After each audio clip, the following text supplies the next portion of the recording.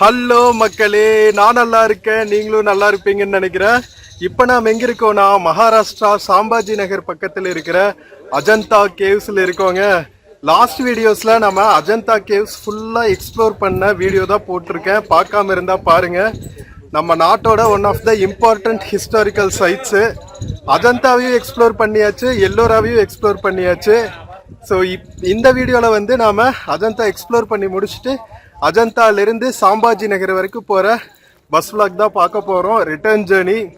வாங்க வீடியோக்குள்ளே போகலாம். வீடியோக்குள்ளே போகிறதுக்கு முன்னாடி சேனல் இன்னும் சப்ஸ்கிரைப் பண்ணாமல் இருந்தால் ப்ளீஸ் சப்ஸ்கிரைப் பண்ணிவிடுங்க. அப்படியே அந்த பெல் ஐக்கானை கிளிக் பண்ணுங்கள். அப்போ தான் புது வீடியோஸ்க்கான நோட்டிஃபிகேஷன்ஸ் வரும். இப்போ வாங்க நம்ம மகாராஷ்டிராக்குள்ளே சூப்பராக இன்டீரியர் ஏரியாஸில் இருக்கிற அஜந்தா கேவ்ஸ்லேருந்து நம்ம சாம்பாஜி நகர் என்கிற அவுரங்காபாத்துக்கு போகிற பஸ் பயணத்துக்குள்ள போகலாம். வீடியோல சில ப்ராடக்ட்ஸ் டேக் பண்ணிருக்கேன், பிடிச்சிருந்தா பர்ச்சேஸ் பண்ணுங்க.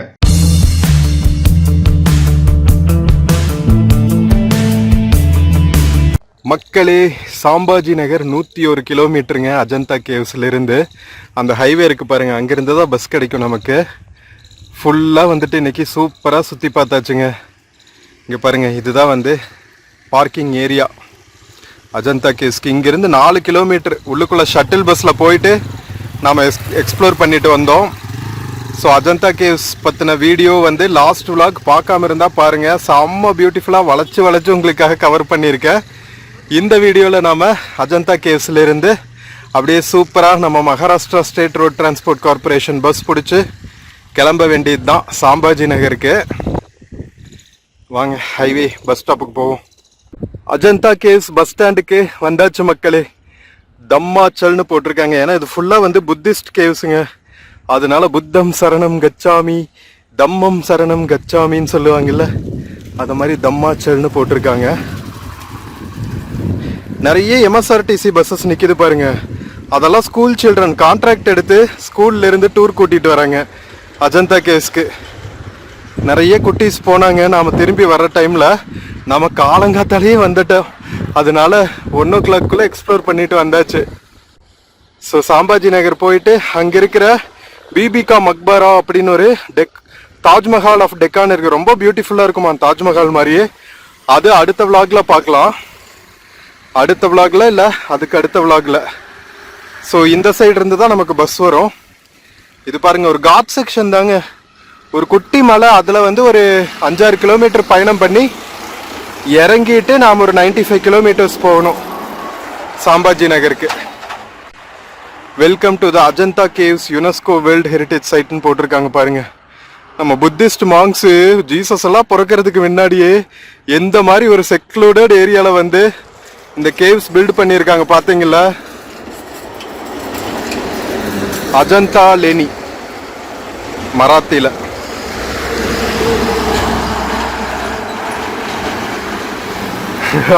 பாய் காமிச்சிட்டு போறாங்க உள்ளுக்குள்ள இருந்த பசங்க. சரிங்க, ஆப்போசிட்ல நிக்கலாம், பஸ் வரட்டும்.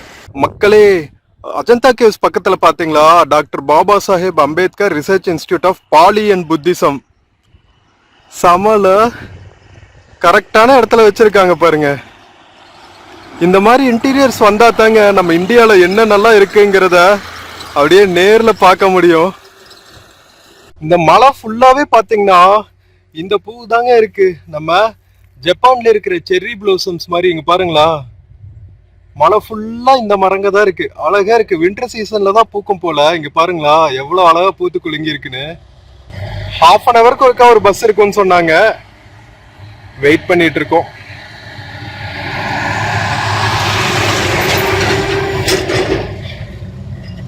பஸ் ஸ்டாப்ல காட் பிராரம்னு போட்டிருக்காங்க பாருங்க. இது வந்து அடிவாரத்தில் இருக்குங்க.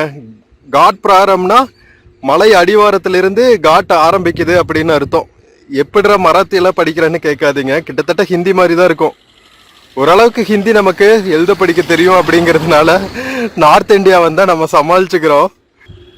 ஸோ அடிவாரத்திலிருந்து கரெக்டாக அஜந்தா கேவ்ஸ் இருக்கிற இடத்துல இருந்து தான் மலையேற்றம் ஆரம்பிக்குது. ஸோ இங்கேருந்து பார்த்தீங்கன்னா அப்படியே மலை மேலே ஏறி கிராஸ் பண்ணி அந்த பக்கம் இறங்கி சாம்பாஜி நகர் போகணும்.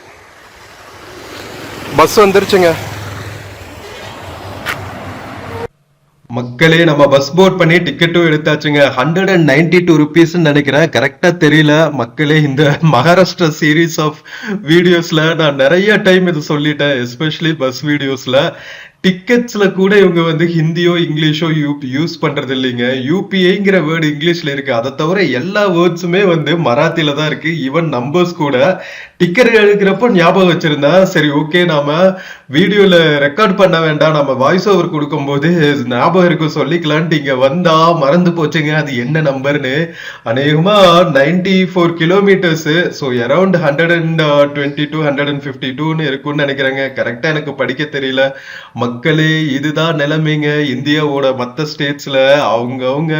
அவங்கவுங்க ஸ்டேட்ல அவங்கவுங்களோட நேஷனலிசம்க்கு எவ்வளவு இம்பார்ட்டன்ஸ் கொடுக்குறாங்க பாருங்க. இந்தியாங்கிறது ஒரு தேசம், ஓகே, யூனியன். அதுக்கு கீழே வந்து ஒவ்வொரு ஸ்டேட்டுமே வந்து அவங்கவுங்க கல்ச்சர் அண்ட் ஹெரிட்டேஜ் பாதுகாக்கிறதுல வந்து ரொம்பவே உஷாரா இருக்காங்க. மராத்தி நேஷனலிசம் வந்து நம்ம சிவாஜி மகாராஜாவை வந்து சென்ட்ரு பீஸா கொண்டு அமைஞ்சது தாங்க அந்த சித்தாந்தம் வந்து. ஸோ அதைப்படிதான் வந்து அவங்க பாம்பே பிரசிடென்சின்னு இருந்த ஒரு பெரிய ஸ்டேட்டை வந்து போராடி வந்து 1950ஸ்ல, ஐ திங்க் 1960லன்னு நினைக்கிறேன், May 1, 1960ல தான் வந்து மகாராஷ்டிரான்னு ஒரு தனி ஸ்டேட்டை கிரியேட் பண்ணாங்க, மும்பையை கேபிட்டலா வச்சு. அது வரைக்கும் குஜராத், மகாராஷ்டிரா எல்லாம் ஒரே ஸ்டேட்டா இருந்துச்சுங்க. அதுக்கப்புறம் லாங்குவேஜ் பேஸ்டா மகாராஷ்டிரான்னு பிரிச்சுட்டாங்க May 1 அன்னைக்கு, ஓகேவா. அதுக்கப்புறம் தான் சிவசேனா எல்லாம் ரொம்ப பாப்புலரா ஃபார்ம் ஆனது. ஸோ நீங்க கேள்விப்பட்டிருப்பீங்க, மும்பை மகாராஷ்டிராலாம் பாத்தீங்கன்னா சிவசேனா வந்து ரொம்பவே வந்து ஸ்ட்ராங்கா இருப்பாங்க. ஸோ அவங்களோட சித்தாந்தமே வந்து மராத்தி ப்ரைடு, சுராஜ்யம், அதுக்கப்புறம் வந்து ஹிந்தி ரெசிஸ்டன்ஸ் உட்பட எல்லாமே வந்து மகாராஷ்டிரால கூட இருக்குங்க. ஏன்னா அவங்களோட பெரிய சிட்டி வந்து இந்தியாக்கே பெரிய சிட்டி மும்பைனா, அவங்களோட ஓன் ஸ்டேட்ல அவங்க மாநிலத்துல இருக்கிற அந்த கேபிட்டல் சிட்டிக்கு எவ்வளவு இம்பார்ட்டன்ஸ் கொடுப்பாங்க. இப்பதான் நாம வந்து வடக்கனுங்க வந்துட்டாங்க நம்ம ஊர்ல அப்படின்னு சொல்லி நாம தமிழ் தேசியத்தை ரொம்ப முதன்மைப்படுத்திட்டு இருக்கோம். பட் அவங்களுக்கு வந்து இண்டிபெண்டன்ஸ் போதே, சுதந்திரம் வாங்கும் போதே வந்து மும்பை பெரிய சிட்டி, இந்தியால இருக்கிற பல மூலைகள்ல இருந்தும் மக்கள் அங்க வந்து செட்டில் ஆகிருந்தாங்க. இன்ஃபேக்ட் பார்த்தா அந்த காலத்துல மைக்ரேஷன் எல்லாம் பார்த்தா மொத்த இந்தியாவுமே வந்து படிச்சு முடிச்சுட்டு மும்பைக்கு தான் போகுங்க. அந்த மாதிரிதான் நிலைமை இருந்துச்சு. நம்ம தமிழர்களே நிறைய மும்பைல இருக்காங்கன்னு நம்ம எல்லாருக்குமே தெரியும். ஸோ அதை பேஸ் பண்ணி தான் நாயகன் படம் எல்லாமே வந்துச்சு. அங்க தமிழர்களோட உரிமைக்காக போராடின ஒருத்தரை பேஸ் பண்ணி தான் வந்து நம்ம கமல்ஹாசன் அவர்களோட நாயகன் படம் எல்லாம் வந்துச்சு. ஸோ அதெல்லாம் பார்த்துருப்பீங்கன்னு நினைக்கிறேன். ஸோ அப்போ மராத்தி தேசியம் வந்து அப்புறந்தே ரொம்ப முதன்மைப்படுத்திட்டு இருந்திருக்காங்க. ஏன்னா வந்து வெளியூர்காரங்க எல்லாம் வந்ததுக்கு அப்புறம் அங்க மராத்தி பீப்புள் வந்து ஹவுஸ் ஹோல்டு ஒர்க்கு, இந்த கூட்டுறது, பெருக்கிறது, பாத்திரம் கழுவுறது, இந்த மாதிரியான ஒர்க் தான் வந்து மெஜாரிட்டி செஞ்சுட்டு இருந்தாங்க லோக்கல் மக்கள்.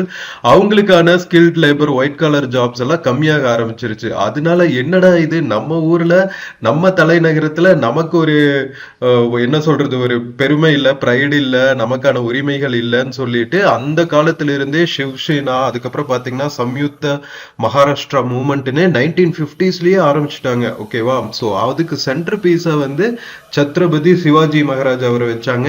ஏன்னா வந்து ரொம்ப காலமா முகல் ஆட்சிக்கு அப்புறம் நம்ம இந்திய துணை கண்டத்துல ஒரு ஹிந்து மன்னர் ஆட்சி செஞ்சாருன்னா அது வந்து மராத்தி எம்பையரை நிறுவன சிவாஜி மகாராஜா. நம்ம தஞ்சாவூர் வரைக்குமே ஆண்டிருக்காங்கல்ல. ஸோ இந்த கதையெல்லாம் நிறைய பேருக்கு தெரிஞ்சிருக்கும்னு நினைக்கிறேன்.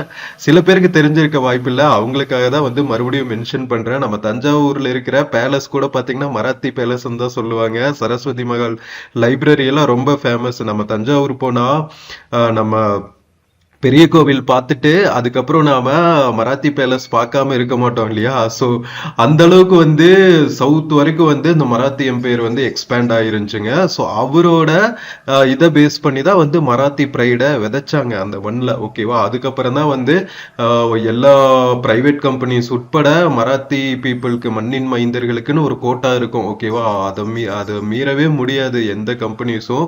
ஸோ அந்த அளவுக்கு வந்து போராடினாங்க. ஸோ இப்பதான் நாம வந்து தமிழ் தேசியத்தை எல்லாம் வந்து ரொம்ப முதன்மைப்படுத்திட்டு இருக்கோம். என்னடா த்ரெட் வந்துருச்சு, வடக்கனுங்க நிறைய வரையாங்க, நம்ம ஊர்லயே நமக்கு உரிமைகள் இல்ல, நமக்கு வேலைகள் இல்ல, அவங்க ஒருவேளை தட்டி பறிச்சிருவாங்களோ, ஆதார் கார்டு கொடுத்துட்டா ஓட்டு போட்டு பிஜேபி கொண்டு வந்துருவாங்களோ. சாரி நான் கட்சி பேரெல்லாம் மென்ஷன் பண்றதுக்கு, பட் இதுதான் நிதர்சனமான உண்மை. ஸோ இங்க அரசியல் பேசல, நம்ம மீடியால இருக்கிறவங்களோட வேலை அப்படிங்கிறதுனால நான் சொல்றேன். ஸோ இன்கேஸ் யாராவதுக்கு அதை ஹர்ட் பண்ணிருச்சுன்னா தயவு செஞ்சு மன்னிக்கவும். பட் ஆனா இதுதான் நிதர்சனமான உண்மை. என்ன சொல்றீங்க?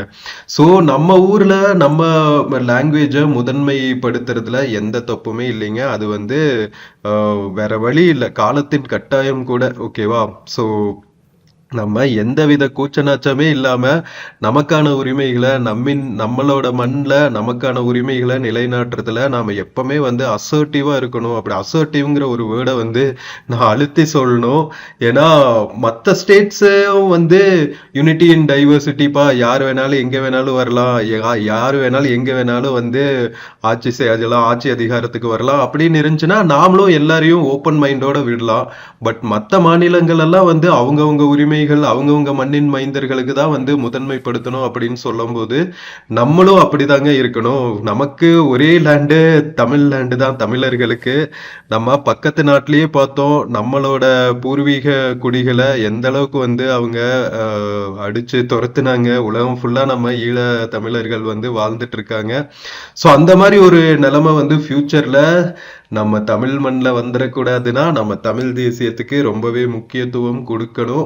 இது வரைக்கும் உங்களோட எண்ணங்கள்ல ஏதாவது கன்ஃபியூஷன் இருந்துச்சுன்னா அதை தொடச்சி எடுத்துருங்க. ஏன்னா எனக்கு அந்த சின்ன ஒரு நெருடல் இருந்துட்டே இருக்கும். நாம ரொம்ப போறோமோ தமிழ் தேசியம்ங்கிற பேர்ல அப்படின்னு இருக்கும். இந்த மகாராஷ்டிரா ட்ரிப்பு வந்து என்னோட பார்வையை கண்ணோட்டத்தை அப்படியே கம்ப்ளீட்டா திருப்பி போட்டுருச்சுங்க. நிதர்சனமான உண்மை கிரவுண்ட்ல பார்க்கும்போது தானே நமக்கு உரைக்கும். ஸோ அந்த மாதிரி கணேஷா, இத்தனை நாளா நீ வந்து ஒரு கன்ஃபியூஷன்ல டைலமால இருந்தேடா, பார்த்தையான்னு அப்படியே நெத்தி அடி அடிச்ச மாதிரி இருந்துச்சு. ஸோ அதனால உங்களுக்கும் அதை கடத்தணும் அப்படின்னு நினைக்கிறேன். கிட்டத்தட்ட 55,000 சப்ஸ்கிரைபர்ஸ் இருக்கீங்க. ஸோ அதில் பெரும்பான்மை தமிழ் மக்கள் தான். ஸோ நீங்கள் வந்து உங்களோட ஃபேமிலி அண்ட் ஃப்ரெண்ட்ஸு இந்த கருத்துக்களை கொண்டு போய் சேர்க்கணும். ஓகேவா? அதனால தான் நான் வந்து நிதர்சனமாக இது விர்ச்சுவலாக நான் உங்களுக்கு அந்த லேண்ட்லேயே இருக்கிற ஒரு நிதர்சனமான உண்மையை காட்டும் போது தான் வந்து அது கரெக்டாக போய் சேரும் இல்லையா? என்னதான் வந்து மேடை பேச்சில் பேசினாலும் என்னப்பா பேசிகிட்டே இருக்காங்க அப்படின்னு தோணும். பட் உங்களுக்கு வெளிப்படையாக அதை படம் பிடிச்சி காமிக்கும் போது தானே தோணும், ஓகே இப்படி தான் இருக்கோ அப்படின்னு நீங்கள் பார்த்து அண்டர்ஸ்டாண்ட் பண்ணிப்பீங்க. அப்படிங்கிறதுக்காக தான் வந்து இந்த காணொலியில் இவ்வளவு அழுத்தமாக இந்த கருத்துக்களை பதிவு பண்ணுறேன். ஓகேவா? ஸோ நம்ம அஜந்தா கேவ்ஸ் இருந்து சாம்பாஜி நகர் கூட பார்த்தீங்கன்னா ஃபர்ஸ்ட் அவுரங்காபாத்னு இருந்த நகரத்தை இப்போதான் 2023 தான் வந்து அவங்க சத்ரபதி சாம்பாஜி நகர்னு மாத்தினாங்க. யார் தெரியுமா இந்த சாம்பாஜி மன்னர்? சத்ரபதி சிவாஜி மகாராஜா அவர்களோட பையன்தான். ஓகேவா? ஸோ இதுவும் கூட வந்து மராத்தி தேசியத்தை பேஸ் பண்ணி தான் வந்து அவங்களோட ஊர் பேர்களுக்கெல்லாம் கூட அவங்களோட கல்ச்சர் அண்ட் ஹெரிட்டேஜ், நம்ம மண்ணின் மைந்தர்களோட கல்ச்சர் அண்ட் ஹெரிட்டேஜ் ரிஃப்ளெக்ட் பண்ணும் அப்படிங்கிறதுக்காக சத்ரபதி சாம்பாஜி நகர்னு மாத்திருக்காங்க அவுரங்காபாத்தை. இதுக்கு பக்கத்துல ஒரு 20-30 கிலோமீட்டர்ல அகமது நகர்னு ஒண்ணு இருந்துச்சுங்க, அதை வந்து அஹல்யா நகர் அப்படின்னு மாத்திட்டாங்க. மக்களே இதுக்கு வேலை வேணுமா? நான் டிக்கெட்ல காமிச்சாச்சு, நம்ம நேம் போர்ட்ஸ்ல காமிச்சாச்சு, நம்ம இங்க இருக்கிற நகரங்களோட பேரை முதற்கொண்டு அவங்களோட மராத்தி தேசியத்துக்கு எவ்வளவு முக்கியத்துவம் கொடுக்குறாங்க அப்படின்னு இதை விட நான் சொல்லி உங்களுக்கு புரிய வைக்கவே முடியாது. ஸோ உங்களுக்கு ஏதாவது ஒரு கன்ஃபியூஷன் இருந்துச்சு, என்னப்பா ஒரு செக்குலர் தேசத்துக்குள்ள நாம இப்படியெல்லாம் நினைச்சிட்டு இருக்கோம், செல்ஃபிஷா நினைச்சிட்டு இருக்கோம் அப்படின்னு நீங்க நினைச்சிருந்தீங்கன்னா மக்களே அதை நாம மாத்திக்கணும். ஏன்னா நிலைமை அப்படி இல்லைங்க. நம்ம அண்டை மாநிலத்துல நாம ஃபேஸ் பண்ற கிரைசிஸ் வந்து எப்போவாவது நீர் பிரச்சனைன்னு ஒண்ணு வந்தா அப்ப தெரியும் நம்மள ஓட விட்டு அடிக்க போகுது. அதே மாதிரிதான் இங்க வந்து பார்க்கும்போது நம்ம இப்போ நேத்து தான் தான் வந்து சத்ரபதி சிவாஜி மகாராஜாவோட ஜெயந்தி திவஸ் கொண்டாடினாங்க.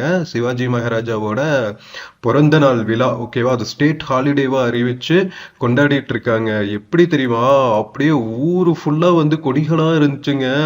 அவங்க இது கட்சிக்காரங்க மட்டும் இல்லைங்க, சாதாரண ஒரு ஃபேமிலி பைக் ஓட்டிட்டு போறாங்கன்னா, ஒரு ஹஸ்பண்ட் அண்ட் ஒய்ஃப் குழந்தைகளை வச்சுட்டு பைக் ஓட்டிட்டு போறாங்கன்னா, அவங்க பைக்ல கூட பின்னாடி சிவாஜி மகாராஜாவோட கொடி பதிச்ச அந்த கொடிய வண்டியில கட்டிட்டு அவ்வளோ ப்ரைடா அவங்க மராத்தி தேசியத்தை நிலைநாட்டி இருக்காங்கன்னா வேற லெவலுங்க.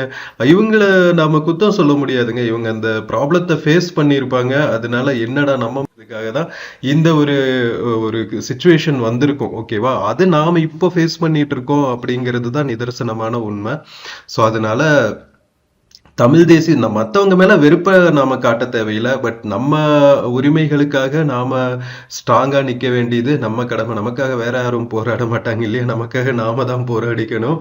அதை நம்ம கொஞ்சம் விட்டோம்னு வச்சுக்கோங்களேன், அவ்வளவுதான். ஸோ பக்கத்து நாட்டுல நம்ம இனத்துக்கு என்ன ஏற்பட்டதோ அது ஏற்படுறதுக்கான சான்சஸ் இருக்கதான் செய்யுது. ஸோ எந்த ஒரு அரசியல் தத்துவத்துக்கு நான் ரொம்ப பறிஞ்சு பேசுறேன் அப்படின்னு தெரியும்.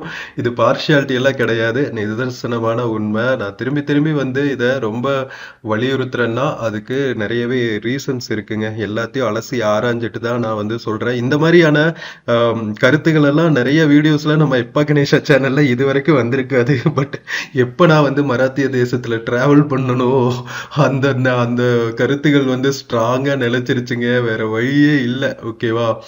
ஸோ மக்களே, சூப்பரான ஹைவேங்க. ஹைவே இன்ஃப்ராஸ்ட்ரக்சர் எல்லாம் வந்து மகாராஷ்டிரால சூப்பரா இருக்குங்க. பட் என்ன, கொஞ்சம் டஸ்ட் பொல்யூஷன் அங்கங்க வந்து ரோடு ஒர்க்ஸ் எல்லாம் நிறைய நடந்துட்டு இருக்கிறதாலயா என்னன்னு தெரியல, கொஞ்சம் நம்ம விண்டோ ஓபன் பண்ணி வச்சாவே ஃபுல்லா டஸ்ட் பதிஞ்சிருங்க. பாத்தீங்களா, என்னடா கொடியா இருக்கு, ஒரே ஆரஞ்சு கலரா இருக்குன்னு தானே பாக்குறீங்க? அதான் சொன்னேன்ல, நேத்து வந்து சத்ரபதி சிவாஜி மகாராஜாவோட ஜெயந்தி திவஸ். அதுக்கு தான் வந்து மகாராஷ்டிராவே வந்து இந்த கொடிய நட்டிட்டு அப்படியே பெருமிதத்தோட அவங்க கொண்டாடினாங்க. ஸோ நமக்கே வியப்பா தாங்க இருந்துச்சு. ரொம்ப என்ன சொல்றது, ஓகே, கண் திறந்துருச்சுடா கணேஷா, உனக்கு கண் திறந்துருச்சு அப்படின்னு தான் இருந்துச்சு. ஸோ என்னோட கருத்துக்கள் மூலமா உங்களோட கண்களும் அறிவு கண்களும் ஞான கண்களும் திறந்துச்சுன்னா நான் ரொம்பவே ஹாப்பியா ஃபீல் பண்றேன். எதை நோக்கி அப்படின்னா தமிழ் தேசியத்தை நோக்கி, ஓகேவா? ஸோ வாங்க மக்களே, நம்ம சூப்பரான ஜேர்னினா நாம ஏதாவது சாங்ஸ் வைப் பண்ணிட்டே தான் போவோம். ஸோ அந்த மாதிரி ஏதாவது ஒரு பியூட்டிஃபுல் இளையராஜா சாங்கோட வைப் பண்ணிட்டே நம்ம சாம்பாஜி நகரை நோக்கி டிராவல் பண்ணுவோம்.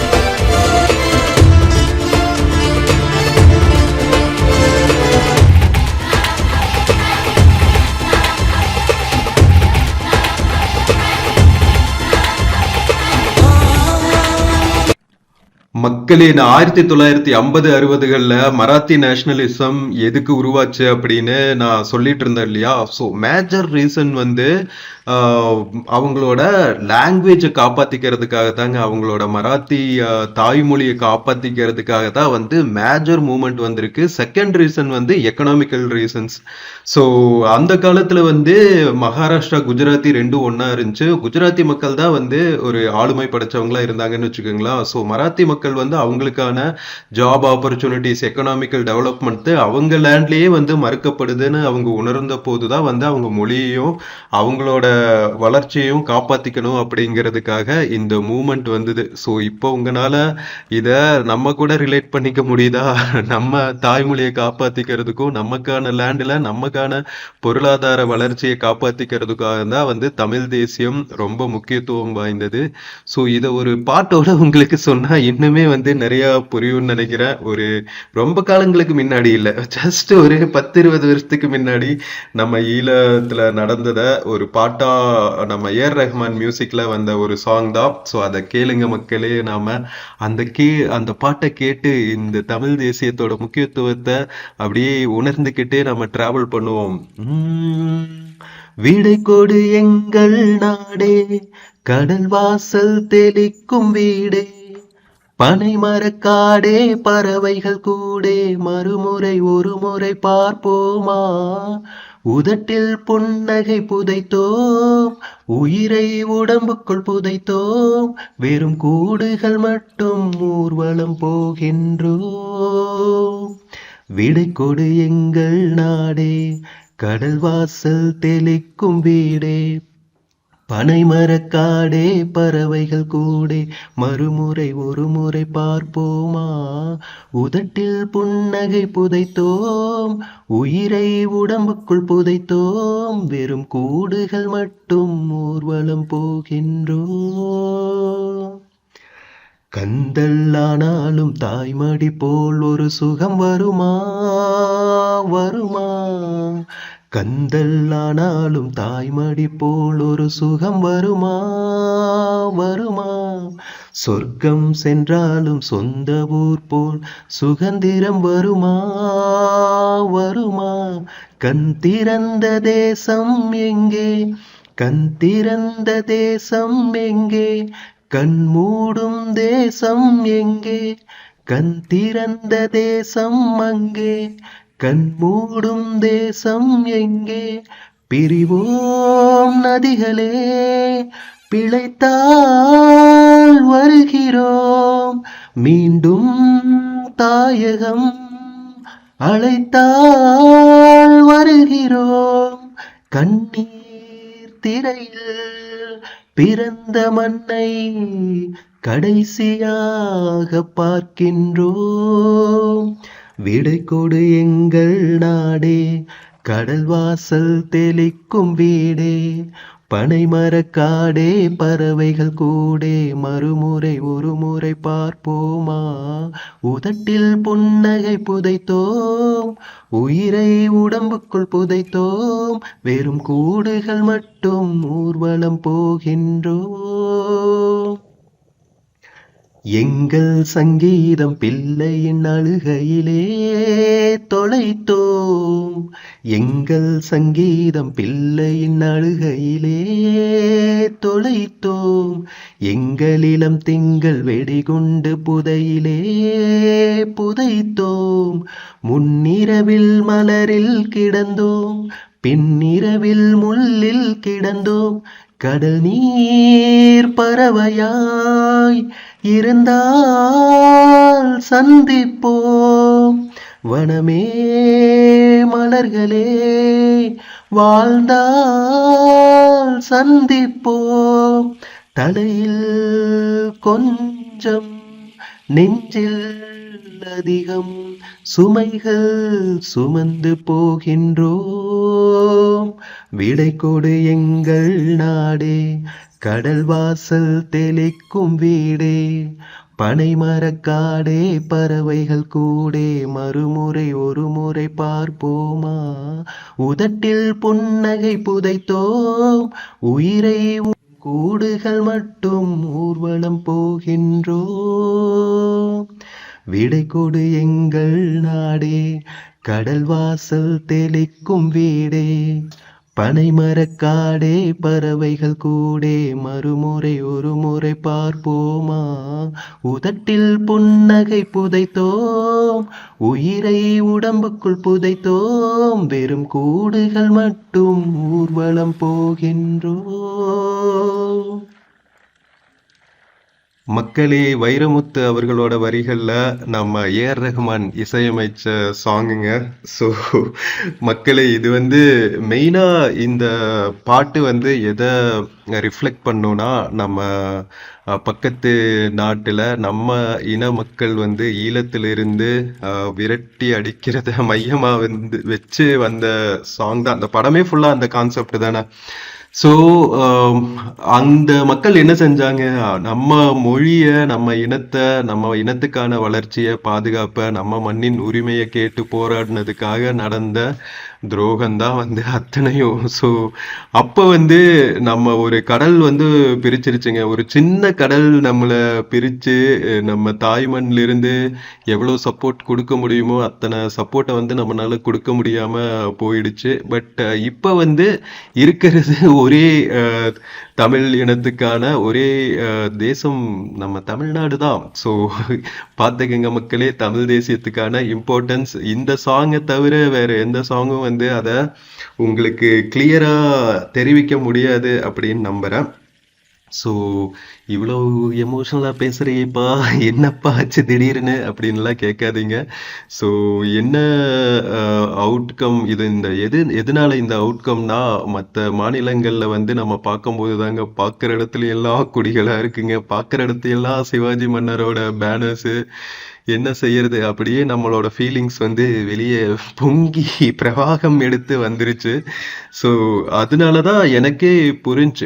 ஏன்னா நம்ம வளர்ந்து வந்த சமுதாயத்தில் நம்ம அப்படியே பார்த்து வளர்ந்துட்டோம்ல, யூனிட்டி இன் டைவர்சிட்டி, அதெல்லாம் ஓகே தான். பட் நமக்கு ஒன்றுன்னு வந்தப்போ அந்த உரிமைகள் வந்து காக்கப்பட்டு இருக்கணும் இல்லையா? அப்போ ஓகே, நம்ம சேஃபாக இருக்கோம்ப்பா அப்படின்னு நமக்கு ஒரு நம்பிக்கை இருக்கும். ஸோ அது வந்து நடக்கல அப்படிங்கும்போது வேற வழி இல்லை. நமக்கான உரிமைகளுக்கு நம்ம தான் போராடணும். அதெல்லாம் வந்து இவங்க வந்து மராத்தி மண்ணில் 1950 60கள்லயே செஞ்சு இது நாள் வரைக்கும் வந்து அவங்க அதை கட்டி காப்பாத்திட்டு வராங்க.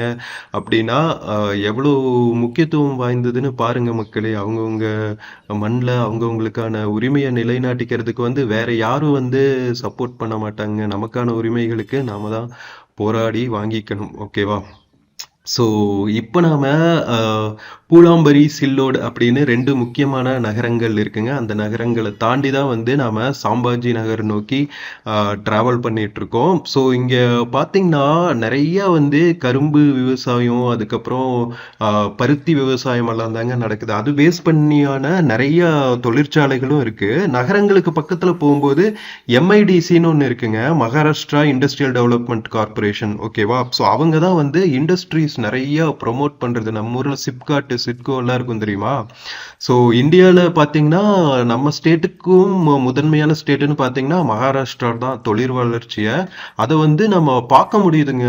எல்லா டவுனுக்கு பக்கத்துலையுமே ஒவ்வொரு டிஸ்ட்ரிக்ட்லேயும் வந்து எம்ஐடிசி வந்து அந்த தொழிற்பேட்டைகளை அமைச்சிருக்காங்க. எம்ஐடிசி இண்டஸ்ட்ரியல் ஏரியா அப்படின்னு இருக்கும். ஸோ அதுக்குள்ளே பார்த்தீங்கன்னா நிறைய தொழிற்சாலைகள் இருக்குங்க. அது போக பார்த்தீங்கன்னா நிறைய புத்த விகாரங்கள் இருக்கு. இங்கே பாருங்க, இங்கே கூட ஒரு புத்தர் சிலை வச்சிருக்காங்க பாருங்க. ஸோ இந்த இடங்கள்ல எல்லாம் வந்து புத்திசம் நல்லா செழுமையா இருந்த இடங்கள்ங்க. நாம் இப்போ வரோம்ல அஜந்தா கேவ்ஸ்ல இருந்து, அஜந்தா கேவ்ஸுமே பார்த்தீங்கன்னா ஃபுல்லா வந்து புத்திசம்கான ஒரு ஹெரிட்டேஜை ரிஃப்ளெக்ட் பண்ணுறமான கேவ்ஸ் தான். அதெல்லாம் எப்போன்னு கேட்டிங்கன்னா 2nd செஞ்சுரியில் இருந்தே வந்து புத்திசம் அவ்வளோ ஸ்ட்ராங்காக இருந்திருக்குங்க இந்த ஏரியாவில். அதுக்கப்புறம் தான் வந்து மற்ற ரிலீஜியன்ஸ் எல்லாம் கொஞ்சம் கொஞ்சமாக வந்திருக்கும் போல். அதெல்லாம் எப்படி நம்ம கண்டுபிடிக்க முடியும்னா, எல்லோரா கேவ்ஸ் போயிருந்தோம் தெரியுமா? இதுக்கு முன்னாடி எல்லோரா கேவ்ஸ் வீடியோஸ்லாம் போட்டிருப்பேன்.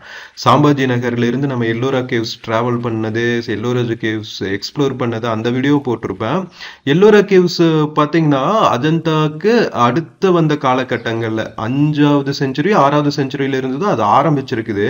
இவங்க வந்து அஜந்தாலேயே வந்து நிறைய குகைகளை அமைச்சு ப்ராப்பரா புத்திஸ்ட் மொனாஸ்ட்ரிஸ் எல்லாம் அமைச்சிட்டாங்க. அதுக்கப்புறம் வந்த எல்லோரா கேவ்ஸ்ல பாத்தீங்கன்னா நம்ம ஹிந்து சமய குகைகளும் இருக்கும், ஜெயின சமய குகைகளும் இருக்கும், புத்த சமய குகைகளும் இருக்கும். ஸோ அடுத்தடுத்து வந்த காலகட்டங்கள்ல நிறைய இந்த மாதிரி என்லைட்டன்மெண்ட் ஆன குருஸ் வந்து நிறைய மார்க்கங்களை தோற்றுவிச்சு எல்லா மார்க்கங்களும் ஒண்ணா இருந்திருக்காங்க பாருங்க. ஒரே இடத்துல குகைகளை அமைச்சு அந்த ஸ்பிரிச்சுவல் தேடல் வந்து ஒரே இடத்துல இருந்திருக்கு. அதுதான் வந்து அற்புதமான ஒரு விஷயம் அப்படின்னு சொல்லணும். ஸோ நம்ம ஊர்ல வந்து இந்த செக்குலர் இது மத நல்லிணக்கம் எல்லாம் வந்து நம்மளோட மண்ணோட மண்ணா பல செஞ்சுரிஸ்ல ஊறி போயிருக்குங்க. அதனாலதான் வந்து யாரு வந்தாலும் நம்மனால நம்ம சொசைட்டில அப்படியே மிங்கிள் ஆக்கிக்க முடியுது.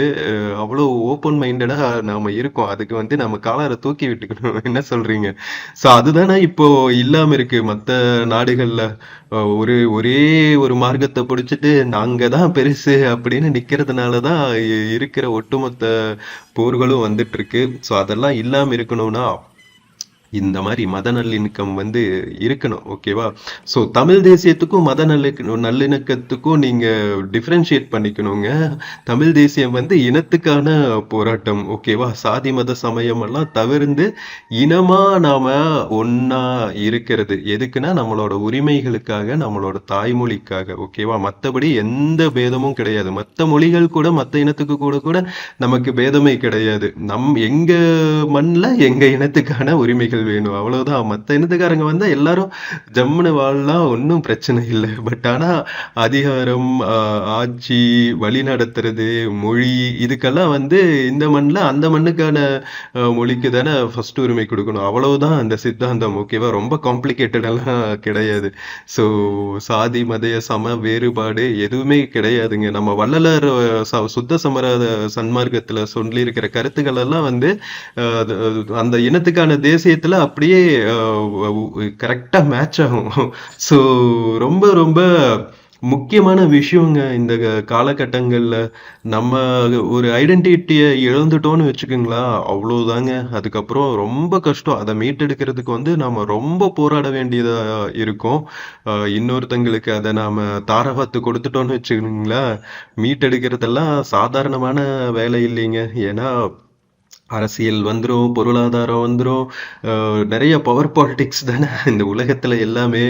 ஸோ ஒரு இனத்துக்கான போராட்டம் வந்து கண்டினியூஸ், பெர்பெச்சுவல். ஓகேவா? அந்த இனம் உயிரோட அந்த கூட்டம் மண்ணில் இருக்கிற வரைக்கும் அது தொடர்ந்து அதோட உரிமைகளை தக்க வச்சுக்கிறதுக்கு போராடிட்டே இருக்கணும். கொஞ்சம் தொய்வு வந்துட்டாலே வந்து தரிகிடதும் தான் போட்டுக்கணும். அது நாம ரொம்பவே அனுபவிச்சிட்டோம். ஓகேவா? மறுபடியும் இப்பதான் வந்து ஒரு எழுச்சி வருது. அந்த எழுச்சி வந்து நிறைய மக்களுக்கு ரீச் ஆகணும் அப்படிங்கிறது தான் என்னோட விருப்பமாக இருக்குது. ஸோ அந்த கருத்துக்களை தான் உங்களுக்கு திரும்ப திரும்ப சொல்லிட்டு இருக்கேன். ஸோ நம்ம சாம்பாஜி நகருக்குள்ள வந்தாச்சுங்க. ஸோ இது வந்து சிட்டி ஆஃப் கேட்ஸ்ன்னு சொல்லுவாங்க. இப்போ கொஞ்ச நேரத்துக்கு முன்னாடி ஒரு ஆர்ச் மாதிரி பார்த்தோம்ல, ஒரு கேட்குள்ள வந்தோம்ல, அதெல்லாம் வந்து புராதனமான ஆர்ச்சஸ்ங்க, நுழைவாயில்கள். ஸோ இது வந்து முகல் மன்னர்கள் கட்டுப்பாட்டில் இருந்துச்சு. அவுரங்காபாத்னு இருந்துச்சுல சாம்பாஜி நகருக்கு முன்னாடி. ஸோ அவங்க காலத்துல ஃபோர்ட்டிஃபைடு சிட்டியா இருந்தது, ஃபோர்ட்டிஃபைடு நகரமா இருந்தது அவுரங்காபாத்ங்கிற நேம்ல. அதனால நிறைய கோட்டை கொத்தளங்கள் இருக்கும். இன்ஃபேக்ட் நம்ம எல்லோரா கேவ்ஸ் போற வழியில தௌலத்தாபாத்னு ஒரு ஊர் இருக்குங்க. அங்க ஒரு கோட்டை இருக்கு. அதுவும் வந்து முகல் கோட்டை தான். அதுக்கு பக்கத்துல அவுரங்கசீப்போட டாம்ப் இருக்கு. ஐ திங்க் முசோலியம்னு நினைக்கிறேன், அது எனக்கு சரியா தெரியல. ஸோ அந்த மாதிரி நிறைய உங்களுக்கு டூரிஸ்ட் ஸ்பாட்ஸ், முகல் ஆர்கிடெக்சர் சார்ந்த டூரிஸ்ட் ஸ்பாட்ஸும் நிறைய பார்க்கலாம். ஸோ நீங்க சாம்பாஜி நகர் வந்தா இது வந்து ஒரு மகாராஷ்டிராவோட கல்ச்சுரல் ஹெரிட்டேஜ் முக்கியத்துவம் வாய்ந்த இடங்க. நிறைய பிளேசஸ் வந்து நீங்க பார்க்க முடியும் இங்க மராத்தி கல்ச்சருக்கு ஒரு எடுத்துக்காட்டா.